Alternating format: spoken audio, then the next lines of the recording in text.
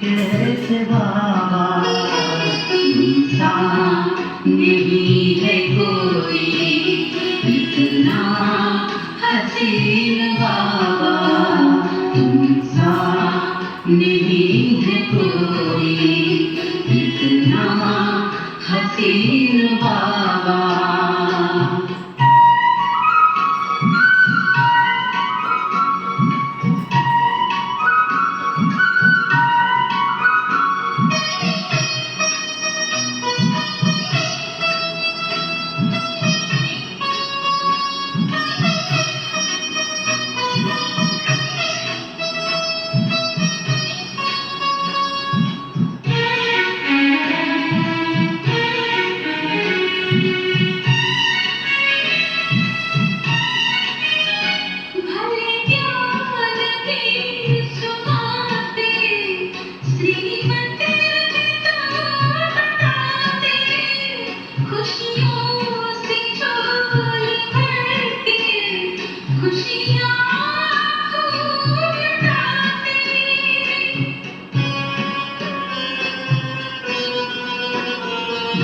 ज्ञान भी सुनाते श्रीमत भी तो बताते खुशियों से झोली भर के खुशियाँ खूब लुटाते खुशियाँ खूब लुटाते मिलन की वो मस्ती समझाए कैसे बाबा तेरे प्यार का अनुभव बताए कैसे बाबा तुमसा नहीं है कोई इतना हसीन बाबा तुमसा नहीं है कोई इतना हसीन बाबा।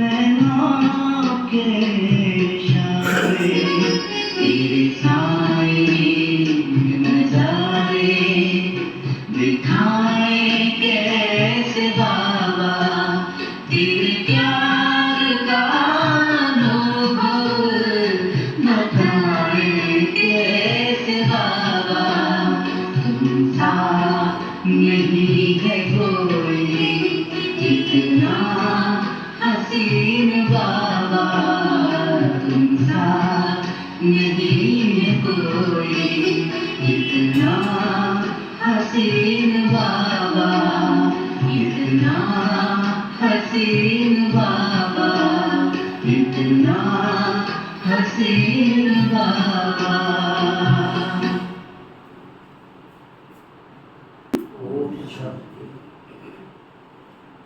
आज का वक्त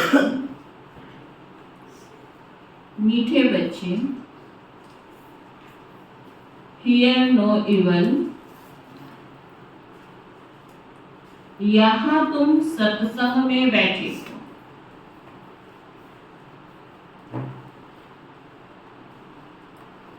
क्या कहा बाबा ने? हियर नो इवल क्यों? क्योंकि तुम यहाँ कहाँ बैठे हो? सत्संग में बैठे हो। तुम्हें मायावी कुसंग में नहीं जाना।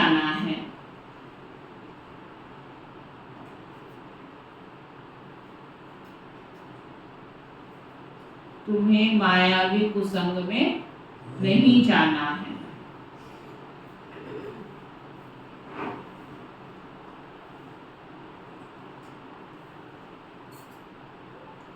कुसंग लगने से ही संशय के रूप में घुटके आते हैं।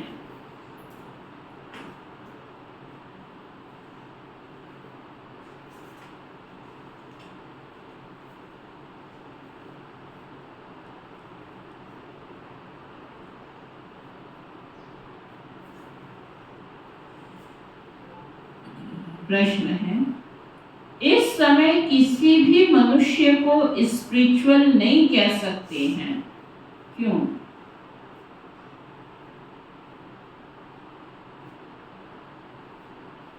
स्पिरिचुअल नहीं कह सकते हैं, बाबा पूछ रहे क्यों? क्योंकि सभी देह अभिमानी हैं।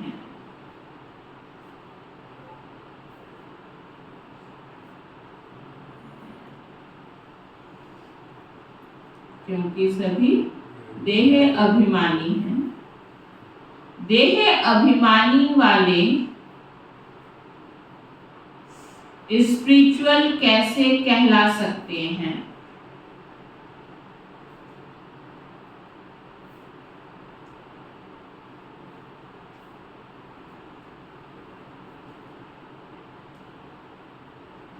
स्पिरिचुअल फादर तो एक ही निराकार बाप है,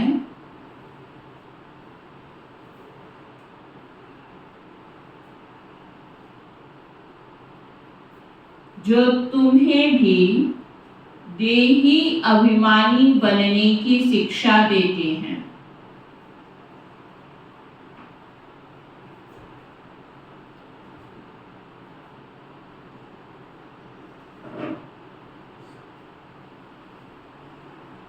सुप्रीम का टाइटल भी एक बाप को ही दे सकते हैं।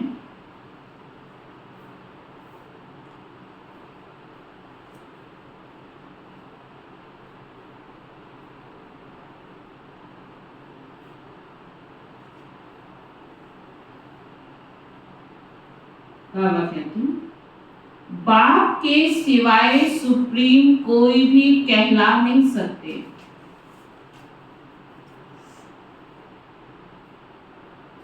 ओम शांति।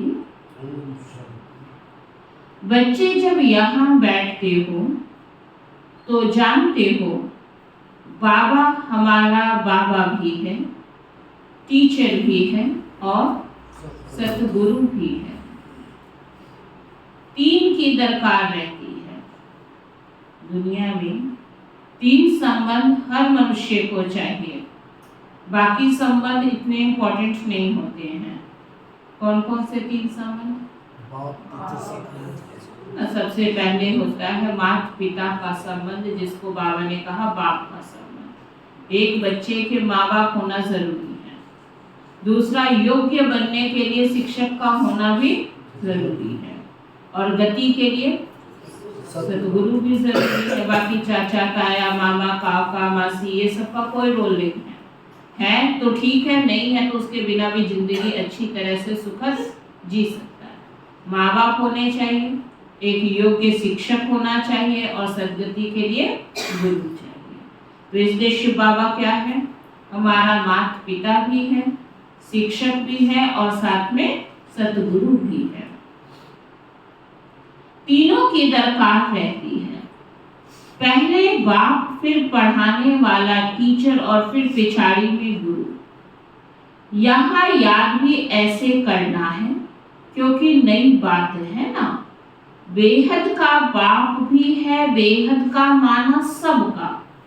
यहाँ जो भी आएंगे कहेंगे यह स्मृति में लाओ। इसमें किसी को संशय हो तो हाथ उठाओ कि शिव बाबा हमारा बाप पिता सतगुरु है या नहीं है। इसमें बाबा पूछ रहे कोई संशय है तो हाथ उठाओ। यह वंडरफुल बात है ना। जन्म जन्मांतर ऐसा कभी कोई नहीं मिला होगा जिसको तुम बाप टीचर सतगुरु समझो। सो भी सुप्रीम, कोई देहधारी की बात नहीं चल रही है। वो भी सुप्रीम है और उसको तुमने तीनों संबंध उसके साथ तुमने जोड़ा है। तो ऐसा नहीं है कि कोई देहधारी की बात है, सो भी सुप्रीम, बेहद का बाप, बेहद का टीचर और बेहद का सतगुरु। ऐसा कभी कोई नहीं मिला सिवाय इस पुरुषोत्तम संगम युग के कभी मिल ना सके। इसमें कोई को संशय हो तो हाथ उठावे। है कोई डाउट? पता नहीं है या नहीं है मेरा बाप, है या नहीं है मेरा टीचर, संशय है तो आज बाबा कहता है हाथ उठाओगे। नहीं, बस हम तो आपको अपना बाप ही मानते हैं, बाकी संबंध का नहीं है। और जो कहते नहीं हमें निश्चय है कि तीनों ही संबंध हमारे शिव बाबा से और हमने जोड़े ही नहीं है किसी से, वो हाथ उठाओ।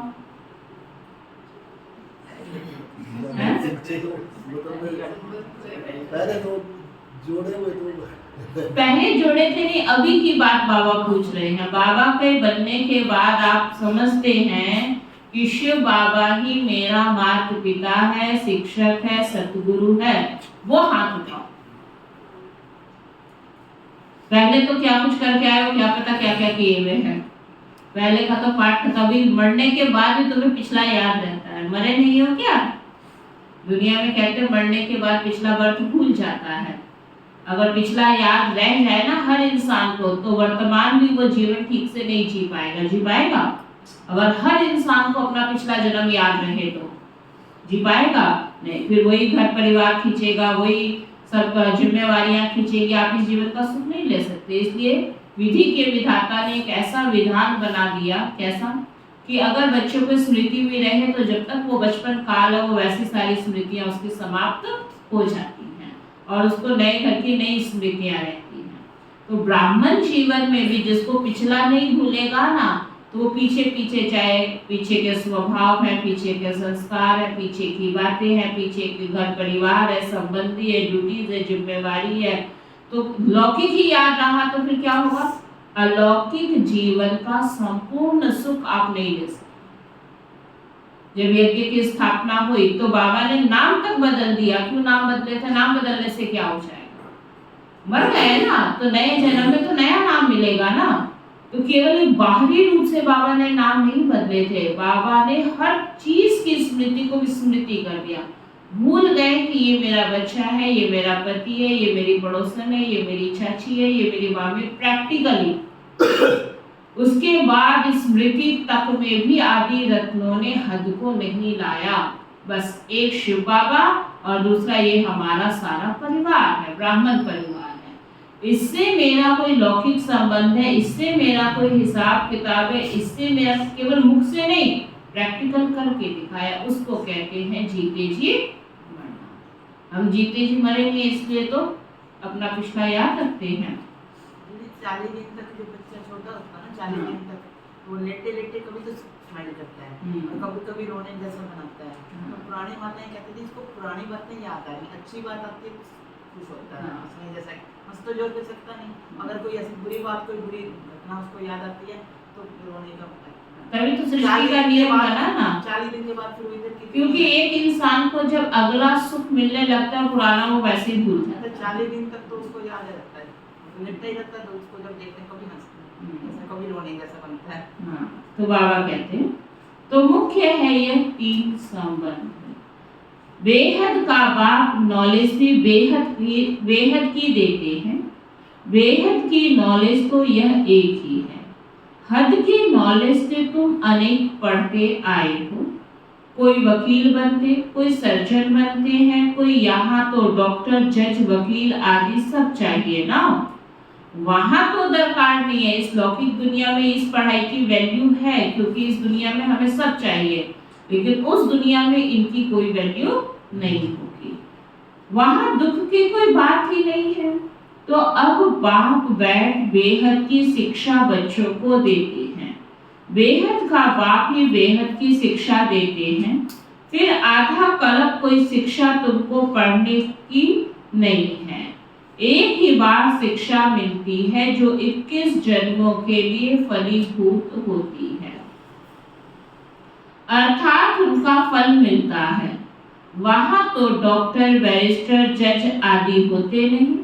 यह तो निश्चय है ना, बरोबर ऐसे है ना। वहाँ दुख होता नहीं, कर्म भोग होता नहीं। कहाँ की बात कर रहे बाबा? बाप कर्मों की गति बैठ समझाते हैं।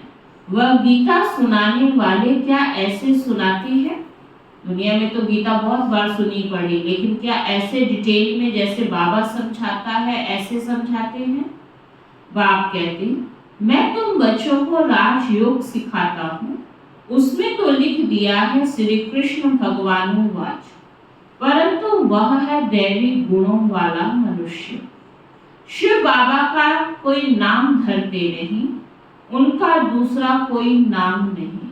बाप कहते, मैं यह शरीर लोन लेता हूँ। यह शरीर रूपी मकान हमारा नहीं है, यह भी इनका मकान है। खिड़कियां आदि सब है। कौन सी खिड़कियां? इस शरीर में आंख रूपी खिड़की आती है, जिसके आधार से मुख द्वारा बोलता हूँ, आंखों द्वारा तुम बच्चों को दृष्टि देता हूँ। तो यह सब खिड़कियां हैं। तो बाप समझाते हैं, मैं तुम्हारा बेहद का बाप अर्थात सभी आत्माओं का बाप हूँ, पढ़ाता भी हूँ आत्माओं को। इनको कहा जाता है स्पिरिचुअल फादर अर्थात रूहानी बाप, और कोई को भी रूहानी बाप नहीं कहेंगे। यहाँ तुम बच्चे जानते हो यह बेहद का बाप है। अब स्पिरिचुअल कॉन्फ्रेंस हो रही है। वास्तव में स्पिरिचुअल कॉन्फ्रेंस तो है ही नहीं। बाबा कहते वह तो सच्चे स्पिरिचुअल है नहीं। किसकी बात बाबा कर रहे? दुनिया में जब स्पिरिचुअल है नहीं तो तुम कॉन्फ्रेंस क्या कर रहे हो? स्पिरिचुअल होंगे तो कॉन्फ्रेंस करोगे ना। तो बाबा कहते हैं वह कोई सच्चे स्पिरिचुअल तो है नहीं, देह अभिमानी है। बाप कहते हैं बच्चे, देही अभिमानी भव, देह का अभिमान छोड़ो। ऐसे थोड़े किसी को कहेंगे। स्पिरिचुअल अक्षर अभी डालते हैं, आगे सिर्फ रिलीजियस कॉन्फ्रेंस कहते थे।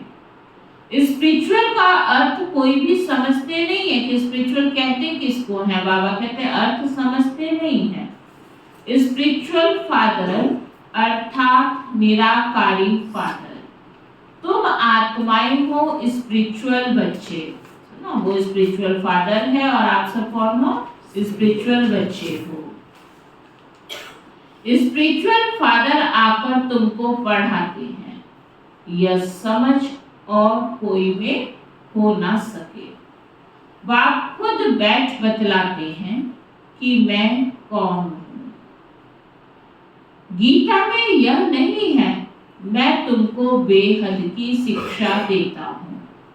इसमें वकील, जज, सर्जन आदि की दरकार नहीं, क्योंकि वहां तो एकदम सुख ही सुख है। दुख का नाम निशान नहीं होता। यहाँ फिर सुख का नाम निशान नहीं है। इसको कहा जाता है प्राय लोक, माना सब कुछ भूल जाओगे। यहाँ दुख ही दुख है, वहाँ सुख ही सुख होगा। लेकिन इस दुख की दुनिया में पुरुषार्थ करके आप सुख की दुनिया में पहुंचे हो, ये याद रहेगा क्या? नहीं याद रहेगा। अगर याद हो तो फिर खुशी गायब हो जाएगी कि अच्छा फिर हमें दुख में जाना पड़ेगा, फिर सृष्टि का चक्र रिपीट होगा। तो बाबा कहते इसलिए ज्ञान क्या होगा? प्राय लोप हो जाएगा। सुख तो काम निष्ठा समान है। जरा सा सुख है तो बेहद सुख की नॉलेज दे कैसे सकते? बाबा कहते पहले जब देवी देवताओं का राज्य था तो सत्यता 100% थी, अभी तो झूठ ही झूठ है। यह बेहद की नॉलेज है। तुम जानते हो यह मनुष्य सृष्टि रूपी झाड़ है जिसका बीज रूप मैं हूँ। उनमें सारे झाड़ की नॉलेज है। मनुष्यों को यह नॉलेज नहीं है। मैं चैतन्य बीज रूप हूँ। मुझे कहते ही है ज्ञान का सागर। सेकंड से बाबा कहते हैं ज्ञान से सेकंड में सदगति होती है। ये ज्ञान गति के लिए भी है और सद्गति के लिए भी है। जिसकी सद्गति हो जाए तो गति तो पहले है, क्योंकि पहला स्टेप कौन सा है? गति का, और फिर है सद्गति का। गति माना रचनी में गति किसको कहते हैं? हाँ, और सद्गति माना? गति माना सुखविंदर में मुक्ति कहाँ होगी हमारी? मुक्ति जीवन मुक्ति में हो जाएगी। ये मुक्ति और जीवन मुक्ति एक है या अलग अलग है? गति और सद्गति एक है या अलग अलग है? अच्छा, तो गति कहाँ पे होगी? यहाँ होगी। और सद्गति कहाँ पे होगी? आगे कहाँ पे? गति माना परम धाम। यहाँ पे नहीं है कुछ भी, यहाँ तो पढ़ाई पढ़ रहे हो। गति माना मुक्ति धाम बोलो, गति बोलो, मोक्ष बोलो, वो है परम धाम की स्टेज। तो परम धाम अर्थात गति की दुनिया, सद्गति माना सतयुग की दुनिया। सद्गति हो जाएगी ना, माना दुनिया में तो रहोगे लेकिन कोई दुख नहीं होगा, जिसको कहते हैं हमारी आत्मा की सद्गति। तो बाबा कहते हैं ज्ञान से सेकंड में गति और सद्गति होती है। दुनिया में ज्ञान नहीं है इसलिए उनकी गति तो हो सकती है, उनकी तो गति भी वैसे नहीं हो सकती, लेकिन फिर भी चलो शिव बाबा को नहीं भी पहचानेंगे तो अंत में ये स्वीकार कर लेंगे कि अहो प्रभु तुम आ चुके हो, हमने तुमको पहचान लिया है, तो गति तो हो जाएगी। लेकिन सद्गति उनकी नहीं हो सकती जब तक ये बाबा की मुरली नहीं पढ़ेंगे, नहीं सुनेंगे। क्या समझ में आया? आज इतनी बात तो समझ लो कि ये मुरली सद्गति वालों को, ये मुरली को पढ़ना सुनना जरूरी है, क्योंकि सत्युग की एंट्री कहाँ होगी? इस पढ़ाई से होगी। जब पढ़ाई पढ़ी ही नहीं तो सद्गति में कैसे जाओगे? सद्गति माना सद्गति माना परम धाम जाना। सद्गति क्या सुन रहे हैं? परम धाम में सद्गति वाले जाएंगे और गति वाले कहाँ जाएंगे? सुन भी नहीं रहे तो समझोगे क्या? क्या समझ आया कपिल भाई? गति वाले मुक्ति धाम जाएंगे। हाँ, सद्गति वाले सतयुग में जाएंगे। और सतयुग में कौन जाएगा? जो बाबा की पढ़ाई पढ़ेंगे। सीधी भाषा समझो ना, जो बाबा की मुरली सुनते हैं, बाबा की पढ़ाई पढ़ते हैं, उन वो आत्माएं कहाँ जाएंगी? कहाँ जाएंगी? सतयुग में। तो सतयुग माना सद्गति। और परम धाम में कौन जाएंगी? मुक्ति वाली आत्मा। तो मुक्ति तो सबकी होनी है ना संसार में, चाहे वो कैसा भी है, किसी भी धर्म को मानते हैं, किसी भी जाति का, किसी संप्रदाय का, चाहे शिव बाबा की पढ़ाई ना भी पढ़े तो भी परम धाम में तो बाबा ने सबको लेकर जाना है। बाप तो सबका वही है ना, जिस भी धर्म को मानेगा उसी रूप में शिव बाबा को वो पहचानेगा, और पहचानने के बाद ही परम धाम में एंट्री सबको मिलती है। तो सबकी गति सबकी होगी, लेकिन सद्गति सबकी नहीं होगी। सद्गति केवल उन आत्माओं की है। सद्गति माना सतयुग की एंट्री। सतयुग में वही जाएगा जो शिव बाबा को जानकर उसकी ये पढ़ाई पढ़ेगा। तो सतगुरु का मतलब क्या होता है? सद्गति करना। सतगुरु का मतलब गति करना नहीं है। तो हम सब क्या कर रहे हैं? अपनी सद्गति कर रहे हैं। इसलिए मरने के बाद सद्गति कराने की कोई दिक्कत नहीं रहेगी, जीती ही अपनी सद्गति करा लो। क्या आरती बहन जी? फिर जाएंगे हरिद्वार में, चलो जिसकी सद्गति कराया तो क्या कराओगे? सद्गति, वो तो चला गया, पढ़ाई तो पढ़ी नहीं, सद्गति हो जाएगी। इसलिए सब अपनी अपनी सद्गति यही करा लो। अगर सतयुग में जाना है, ये मुरली पढ़ोगे तो सद्गति होगी। आपके दान पुण्य से ना तो आप सतयुग में जाने वाले हो, ना आपका पिंड दान और ना फलाना दान। क्लियर हो गया? नहीं तो वही भक्ति की रस्में भी इसीलिए तो अपना रहे, क्योंकि अर्थ तो पता कुछ है नहीं। कथा यहाँ आके सुन लेते हो आधा घंटा और उसके बाद अपने अपने गुफा में घुस जाते हो, अर्थ पता नहीं है। चलो बाबा के पास।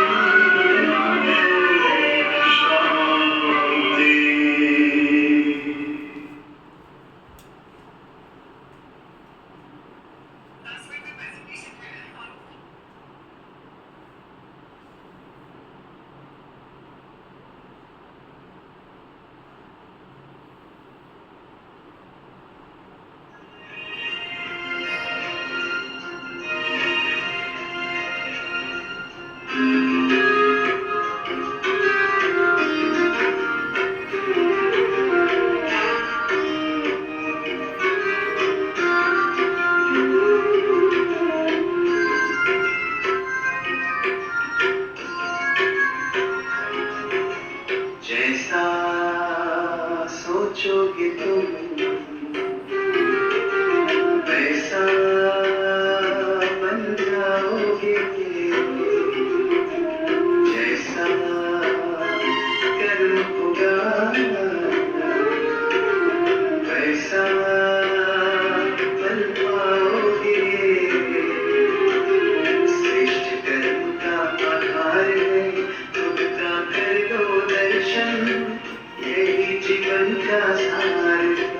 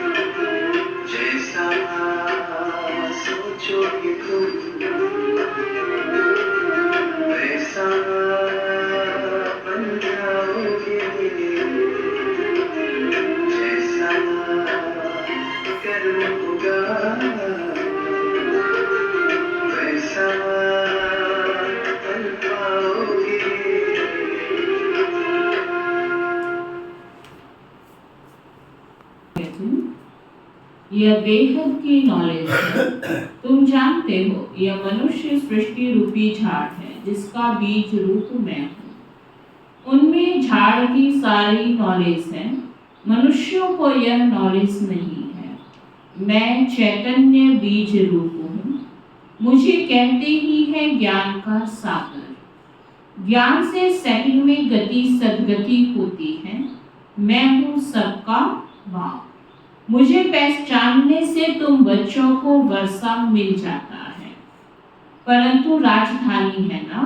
सतयुग में तो एंट्री हो गई, लेकिन बच्चे राजधानी है ना, एक जैसा पद नहीं मिलेगा वहां पे। जैसी पढ़ाई वैसा पद।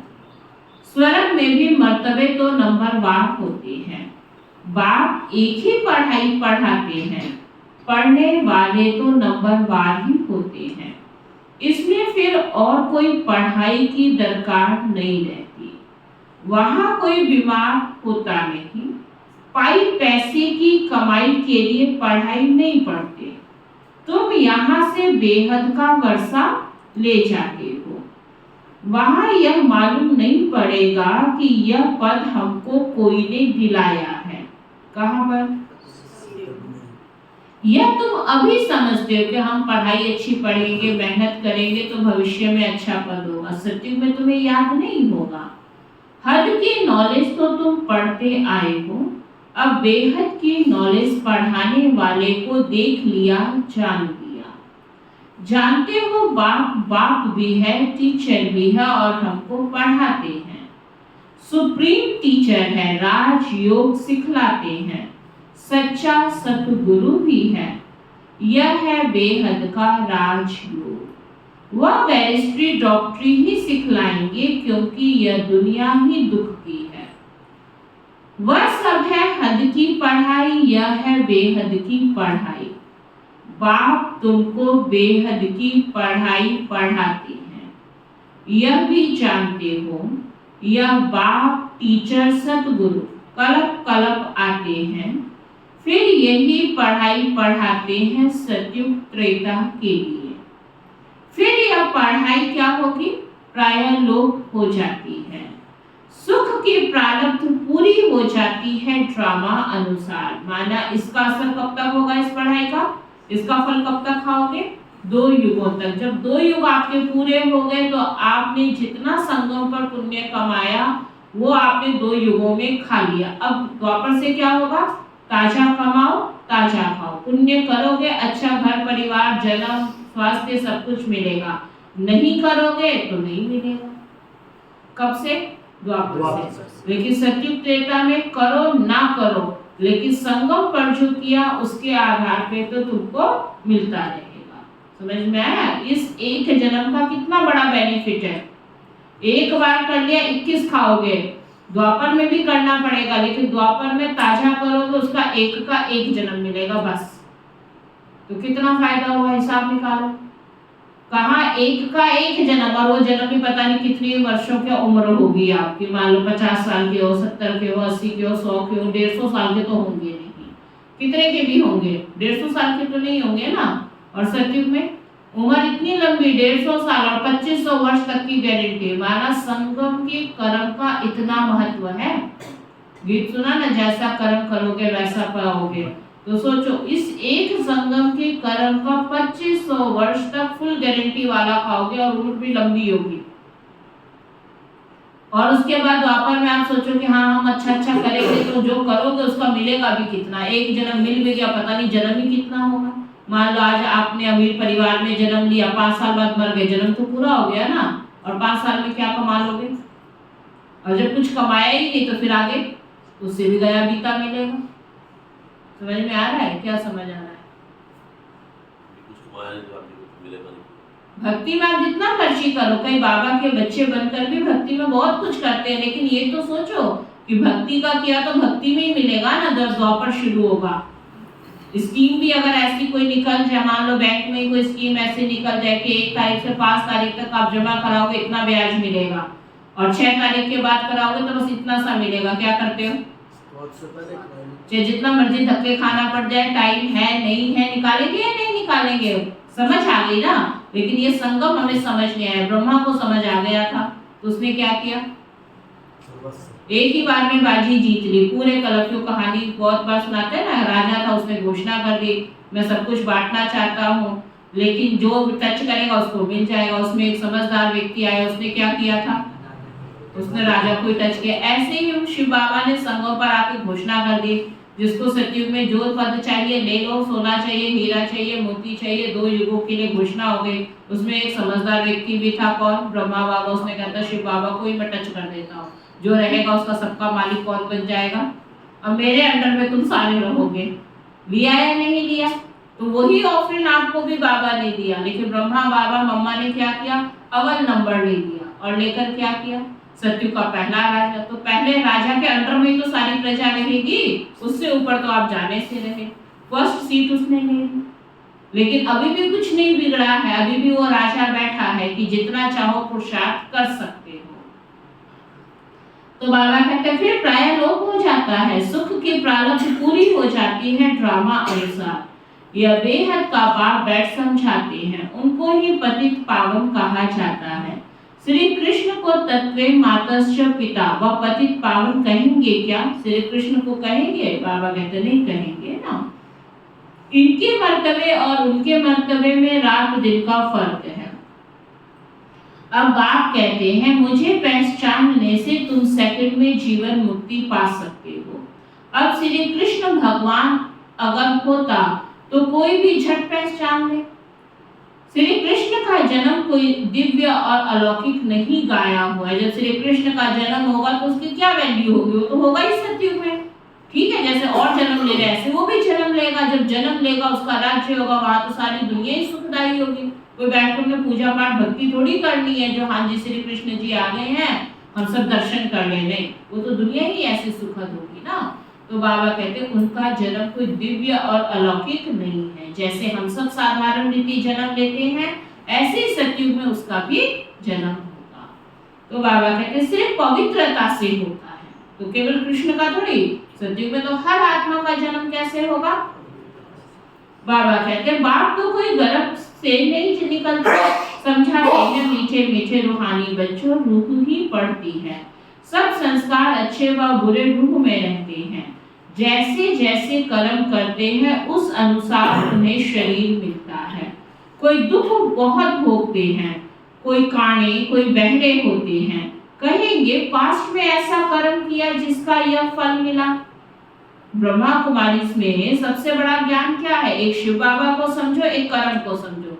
दो ही बात से तो लोगों को ये अच्छा लगता है ना। किसी को आप कर्मों की फिलॉसफी बताओ क्या होता है, वो सुनने के उत्सुक रहते, क्योंकि ये दो बातें ऐसी है जो दुनिया में समझ नहीं है। बाकी जो छोटे मोटे विधि विधानों को वो भी अपना रहे हैं। तो बाबा कहते हैं कि कोई वहां काने बहरे नहीं होते। अगर यहाँ कोई ऐसा बच्चा पैदा हो जाए या कोई भी इस प्रकार को उसको सजा मिलती है तो क्या कहते हैं ये पास्ट जन्म का फल है। आत्मा के कर्म अनुसार ही रोगी शरीर आदि मिलता है। अभी तुम बच्चे जानते हो हमको पढ़ाने वाला है god father, god teacher, god preceptor. उसको कहा जाता है गॉड परम आत्मा। उसको मिलाकर ही फिर कहते हैं परम आत्मा व सुप्रीम सोल। ब्रह्मा को तो सुप्रीम नहीं कहेंगे ना, सुप्रीम अर्थात ऊंच ते ऊंच, पवित्र ते पवित्र। मर्तबे तो हर एक के अलग अलग है। श्री कृष्ण का जो मर्तबा है वह दूसरों को मिल नहीं सकता। प्राइम मिनिस्टर का मर्तबा दूसरों को थोड़ी देंगे, प्राइम मिनिस्टर तो प्राइम मिनिस्टर है ना, वो पद थोड़ी किसी को मिलेगा। इसी तरह बाबा कहते बाप का मर्तबा भी अलग है, ब्रह्मा विष्णु शंकर का भी अलग है। बाबा कहते हैं विष्णु शंकर देवता है और शिव कौन है, परमात्मा है। दोनों को मिलाकर फिर शिव शंकर कैसे कहेंगे, दोनों अलग अलग हैं। शिव का अलग रोल है, शंकर का अलग है, दोनों एक कैसे हो सकते हैं। ना समझने के कारण फिर क्या कह देते हैं, शिव शंकर एक कह देते हैं, नाम भी ऐसे रख देते हैं। यह सब बातें बाप ही आकर समझाते हैं। तुम जानते हो यह बाबा भी है, टीचर भी है और सतगुरु भी है। हर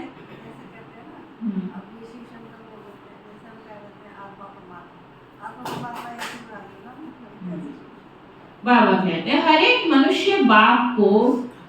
मनुष्य को बाप भी होता है, टीचर भी होता है और गुरु भी होता है। जब बूढ़े होते हैं तो गुरु करते हैं। आजकल तो छोटेपन में ही गुरु करा देते हैं। समझते हैं अगर गुरु नहीं किया तो अवज्ञा हो जाएगी। आगे 60 वर्ष के बाद गुरु करते थे, क्योंकि समझते थे बचपन में कोई मरेगा ही नहीं तो पहले गुरु करके क्या करेंगे। उम्र सबकी अच्छी होगी, लंबी होगी, तो 60 वर्ष के बाद दुनिया की क्या होती थी रीति रस्म कि भक्ति करो, पूजा पाठ करो, गुरुओं में ध्यान लगाओ, तो गुरु करते थे। वह होती है वानप्रस्थ अवस्था। निर्वाण अर्थात वाणी से परे स्वीट साइलेंस हो, जिसमें जाने के लिए आधा कल्प तुमने मेहनत की है, परंतु पता ही नहीं था कि कोई जा नहीं सकते। कहाँ की बात कर रहा है बाबा? परम धाम की स्मृति दिला। स्वीट साइलेंस हो माना परम धाम का ही नाम है, स्वीट साइलेंस हो। उस घर में कोई जा ही नहीं सकता था। भक्ति में सुनते थे ना, हमारे गुरु जी तो मोक्ष में चले गए, मुक्ति में चले गए, परमात्मा में लीन हो गए। बेचारों को पता ही नहीं है ना कौन सा घर है, क्या नाम है उस घर का, किसमें कौन लीन हो सकता है या नहीं हो सकता है, ये सब बातें किसको पता ही नहीं है। घर का दरवाजा ही नहीं खुला है तो घर में एंट्री कैसे करोगे? दरवाजा खुलेगा तो एंट्री होगी ना। तो परम धाम का दरवाजा तभी खुलेगा जब आप 100% प्योर हो जाएंगे। चाहे सजाओं से प्योर हो जाओ, चाहे ज्ञान योग की शक्ति से प्योर हो जाओ। प्योर होंगे, दरवाजा खुलेगा तो घर के अंदर एंट्री होगी। तो इस जन्म में 100% वाले नहीं, कोई 80% प्योर है, कोई 70% प्योर है, लेकिन नहीं, सबको 100 ही होना है। तपस्वी हैं जिन्होंने ज्यादा पाप नहीं किए हैं उनको थोड़ी सजा मिल जाएगी, बाकी उससे प्योर हो चुके हैं। जो नहीं करेंगे ज्ञान और पाप ही पाप करेंगे वो सजा खा के हो जाएंगे। होना तो सबको है ही, तभी उस गेट से आप एंट्री कर सकेंगे। तो बाबा कहते हैं किसी को रास्ता बता कैसे सकते हैं? बाप के सिवाय तो कोई रास्ता बता ना सके। सबकी बुद्धि एक जैसी नहीं होती है। कोई तो जैसे कथाएं सुनते हैं, फायदा कुछ नहीं, उन्नति कुछ नहीं। तुम अभी बगीचे के फूल बनते हो, फूल से कांटे बने, अब फिर कांटे से फूल बाग बनाती हैं। तुम्हें पूज्य से पुजारी बने, 84 जन्म लेते लेते सतो प्रधान से तमो प्रधान पतित बन गए। बाप ने सीढ़ी सारी समझाई है। अब फिर पतित से पावन कैसे बनते हैं यह किसको भी पता नहीं। गाते भी है ना, हे पतित पावन आओ, आकर हमको पावन बनाओ। फिर पानी की नदियां, सागर आदि को पतित पावन समझ क्यों स्नान करते हो जाके? निश्चय नहीं है ना, तभी सोचते बाबा के घर में भी करते रहे, वहां भी करते रहे, ज्यादा सारा मिल जाएगा। उधर भी माथा टेका, इधर तो कर ही रहे हैं तो ज्यादा सारा मिल जाएगा, ऐसे तो वहां भी डुबकी माराते, यहाँ तो कर ही रहे, रोज डुबकी मार ही रहे, फर्क क्या पड़ता है? तो बाबा कहते क्योंकि समझा ही नहीं है ना कि वो पानी तुम्हें पावन बना नहीं सकती है। गंगा को पतित पावनी कह देते हैं, परंतु नदियां भी कहाँ से निकली? सागर से ही निकलती है ना। तो यह भी सागर की संतान है। तो हर एक बात अच्छी रीति समझने की होती है। यहाँ तुम बच्चे सत्संग में बैठे हो ना, सत्संग माना सत्य के संग में बैठे हो, बाहर कुसंग में जाते हो तो तुमको बहुत उल्टी बातें सुनाएंगे। उल्टी बातें माना तुम वहां जाते हो, ये सब तुमने छोड़ दिया, भक्ति छोड़ दी, पूजा पाठ छोड़ दिया, ये कर दिया, बाबा तो बहुत उल्टी। यहाँ तो तुम्हें हर बात समझ आ गई, बाहर जाते हैं फिर सोचते हैं हम ये भी तो करते थे। अगर निश्चय हो गया उसके बाद ब्राह्मण आत्मा वो काम नहीं कर सकती। लेकिन हम बाबा के घर से क्यों मना करें? जब तुम्हें निश्चय ही नहीं हुआ है तो दोनों काम करोगे ना। अगर तुम्हें 100% निश्चय हो गया तो भक्ति वाला काम हम कर नहीं सकते। बाबा कहते हैं फिर यह इतनी सब बातें भूल जाएंगी, कुसंग में जाने से गुटखा खाने लग पड़ते हैं। संशय का तो तब मालूम पड़ता है ना कि तुमको निश्चय है कि संशय है। बाबा कहते परंतु यह बातें तो भूलनी नहीं चाहिए। कौन सी बात है? बाबा बार बार पक्का करा रहा है, मुरली की शुरुआत से ही पक्का करा रहा है कि बाबा हमारा बेहद का बाप भी है, टीचर भी है, सतगुरु भी है, पार भी ले जाती हैं। इस निश्चय से तुम आए हो, ये निश्चय है आपका। अपने अपने मन में सब चेक करो कि क्या शिव बाबा ही मेरी गति करेगा। ये बात आपकी बुद्धि में निश्चय है, वही गति सदगति दाता है। तो बाबा कहते पूछो।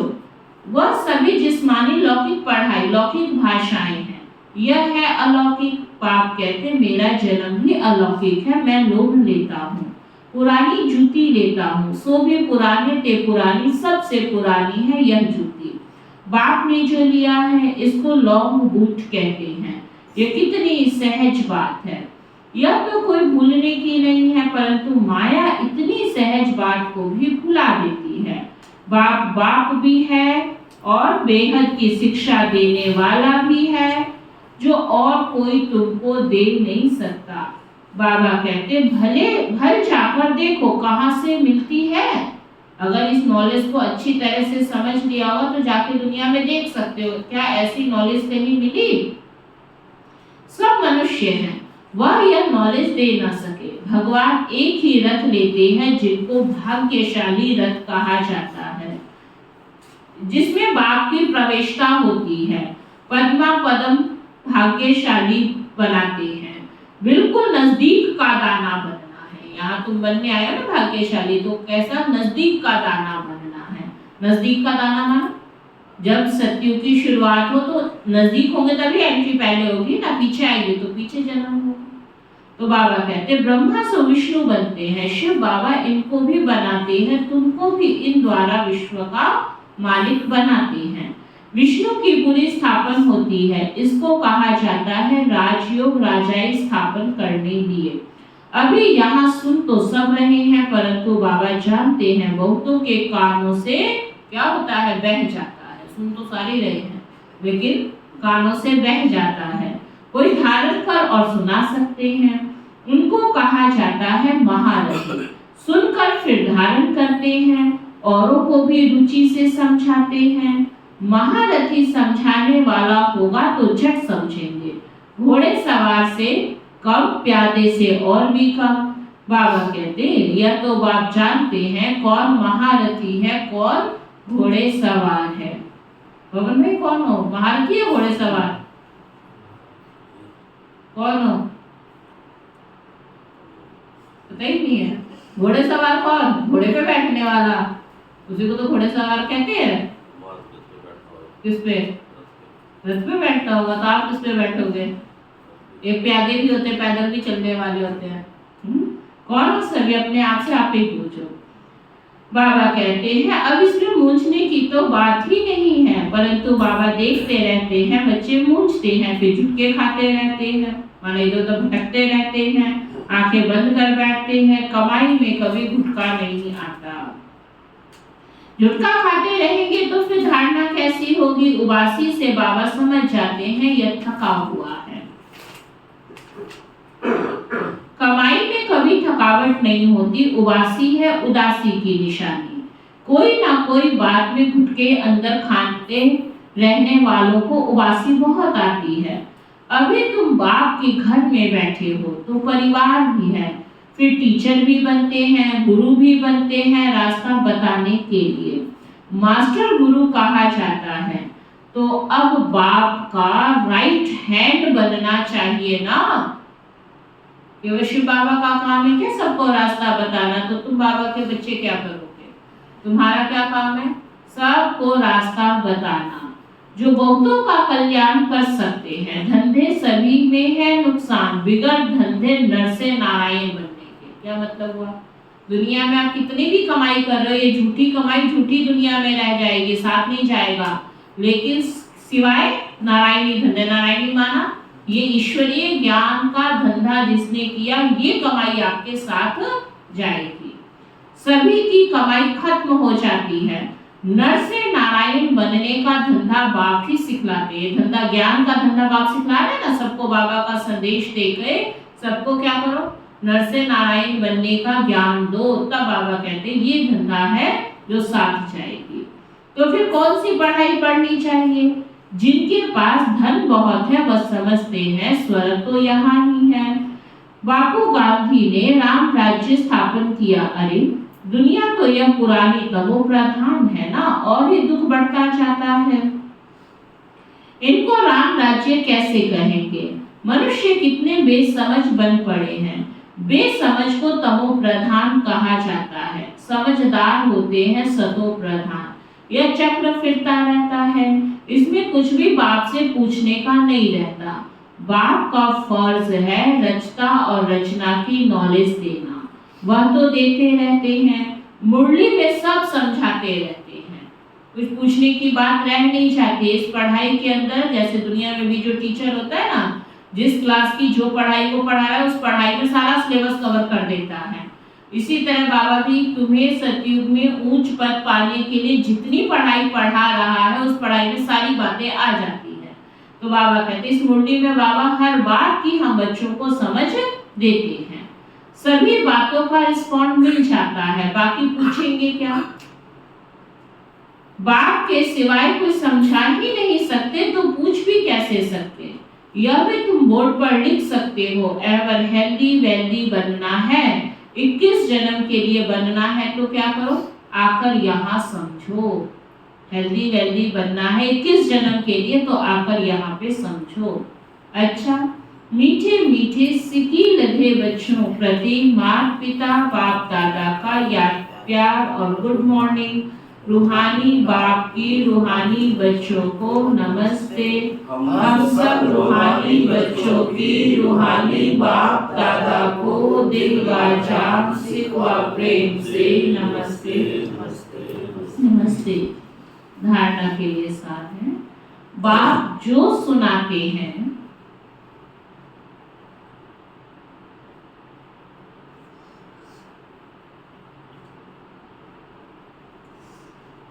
उसे सुनकर अच्छी तरह धारण करना है।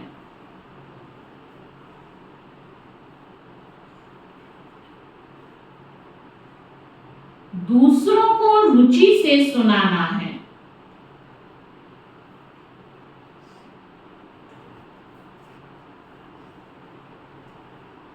एक कान से सुन, दूसरे से निकालना नहीं है। बाबा तो रोज ही कहता निकालना माना, जो हम ब्राह्मण बच्चे ये शब्द कह देते कि बाबा तो रोज ही कहता रहता। आज बाबा ने वही कहा, माना ये क्या है? एक कान से हम सुन रहे हैं और दूसरे से निकाल रहे हैं। बाबा ने क्या कहा वो मेरे अंदर चली गई बात? नहीं गई ना। तो फिर बाबा कहते हैं कि इसलिए एक कान से सुन के दूसरे से निकालना नहीं है बच्चे, धारण करना है। कमाई के समय कभी उबासी नहीं लेनी है।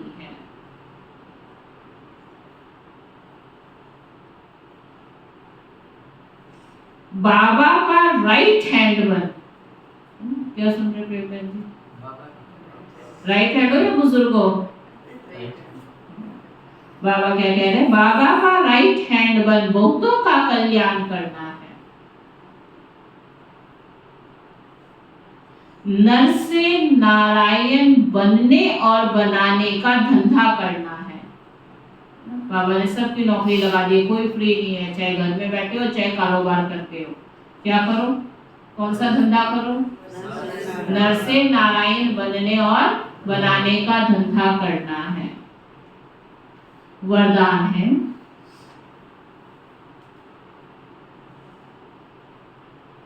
किसी के व्यर्थ समाचार को सुनकर इंटरेस्ट बढ़ाने के बजाय फुल स्टॉप लगाने वाले पर मत से मुक्त भव।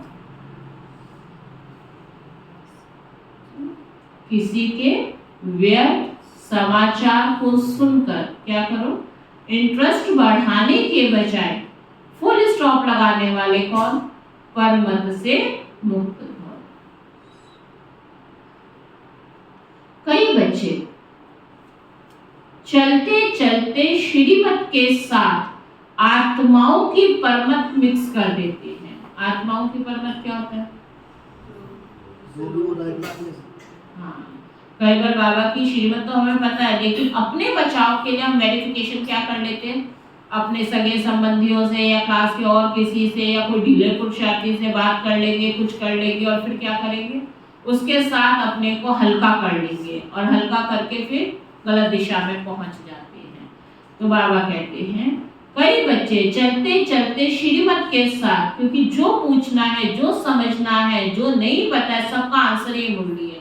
लेकिन मुरली तो हमें मुश्किल लग रही है कि बाबा की श्रीमत तो ये नहीं कहती, तो हम जबरदस्ती बचाव के लिए क्या करेंगे कि ये तो चल 10 साल से चल रहा है, इससे पूछ ले। तो पहले ही पता है ना कि वो तो खुद ही ढिल्लू है, तो ढिल्ला बंदा क्या करेगा, ढीला ही जवाब देगा, और ढीला देके उसके ओढ़ में हम बच जाएंगे। लेकिन ये सब क्या होगा, ये सब बातें इस इंसान की दुनिया में चल सकती है, उस निराकारी दुनिया में कुछ भी चलने वाला नहीं है। हम आपस में तो एक दूसरे को कुछ भी कारण निवारण ये वो बता के, ये सब संसारी बातें इसी दुनिया की है। शिव बाबा के पास चलेगा, बोलने की छुट्टी वो देगा देगा। यहाँ तो इतना सारा हम कोई ना कोई कारण निवारण और जायज कारण भी बता देते हैं, और उस कारण को सुन के लगेगा भी कि हाँ सचमुच, लेकिन परम धाम में इस बात चलेगी सचमुच वाली।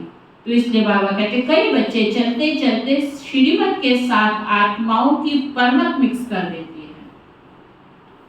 जब कोई ब्राह्मण संसार का समाचार सुनाता है तो उसे बहुत इंटरेस्ट से सुनते हैं, कर कुछ नहीं सकते और सुन लेते हैं, तो वह समाचार बुद्धि में चला जाता, फिर टाइम वेस्ट होता। इसलिए बाप की आज्ञा है सुनते हुए भी नहीं सुनो। अगर कोई सुना भी दे तो आप फुल स्टॉप लगाओ।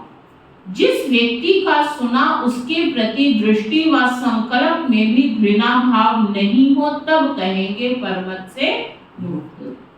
स्लोगन है, जिनके दिल विशाल है उनके स्वप्न में भी हद के संस्कार इमर्ज नहीं हो सकते। जिनकी दिल कैसी है, विशाल है, उनके स्वप्न में भी हद के संस्कार इमर्ज नहीं हो सकते।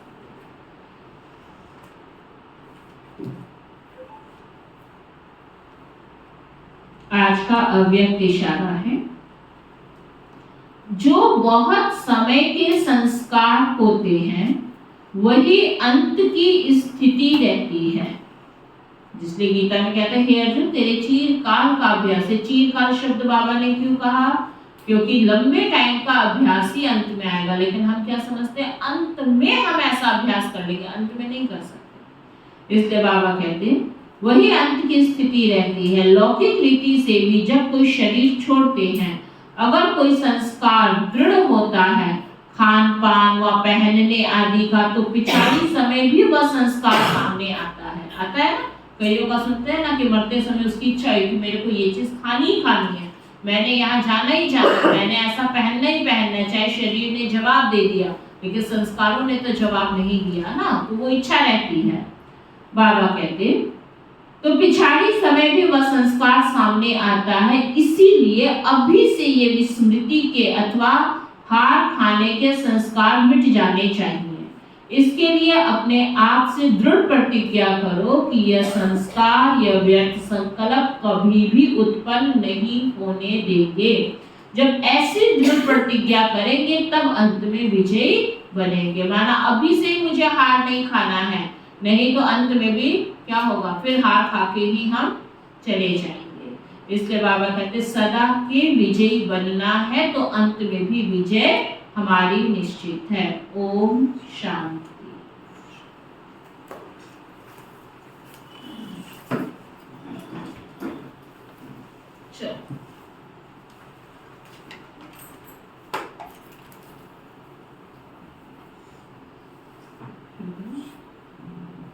हम सबके भाग्य विधाता, हम सबके भाग्य विधाता, मीठे प्यारे शिव बाबा, मीठे प्यारे शिव बाबा, आपने हमारा भाग्य बनाया, आपका दिल से शुक्रिया शुक्रिया शुक्रिया शुक्रिया शुक्रिया शुक्रिया। इस यज्ञ की सभी छोटी बड़ी दीदी दादियाँ, इस यज्ञ की सभी छोटी बड़ी दीदी दादियाँ, इस यज्ञ के सभी ब्राह्मण वत्स, इस यज्ञ के सभी ब्राह्मण वत्स, ब्रह्मा कुमार कुमारियाँ, ब्रह्मा कुमार कुमारियाँ, संपूर्ण ब्रह्मांड में बसने वाले संपूर्ण ब्रह्मांड में बसने वाले सभी जीव जंतु पशु पक्षी नर नारी मानव मात्र प्राणी